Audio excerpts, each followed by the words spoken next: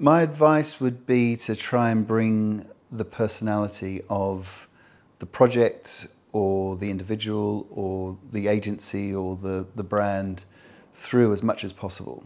Try to be as personal as possible and focus on the originality of your entry. The way I always look at it and advise is that imagine you're giving to someone who doesn't even work in the events industry.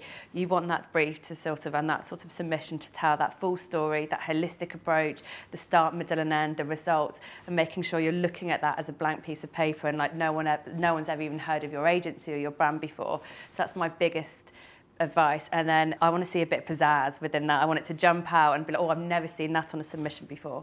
A video always helps support and tell that story. You also get another little insight into the event, that behind the scenes look. Also hearing that sort of feedback through videos is also really nice to see. Make it interesting, make it punchy. You know, for judges, I mean, I don't know how many 40 entries I had to mark. You know, you have to cut through the noise.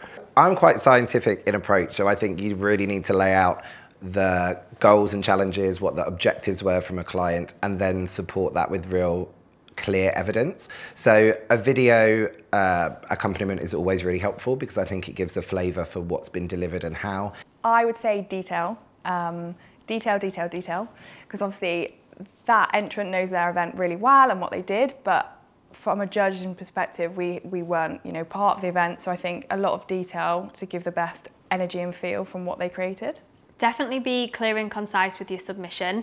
Very neatly laid out with what the objectives were and how they were met, and explain every single part of the event. Like, definitely include some visuals, whether it's photos or video, because I think that just helps the judge like immerse themselves in the event, and also pick up on things that are innovative or that touch kind of talking points in the industry: sustainability, diversity and inclusion, tech, things that are up and coming. Kind of make sure that you have those touch points.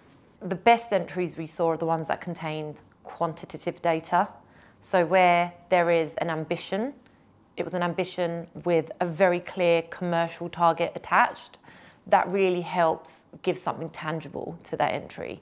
So if anyone's applying or thinking about applying, entering next year, definitely make sure that if you've succeeded in something, you've stated commercially or monetary-wise or whatever it is, percentage-wise, why you've succeeded. But if you have an ambition, what does success look like?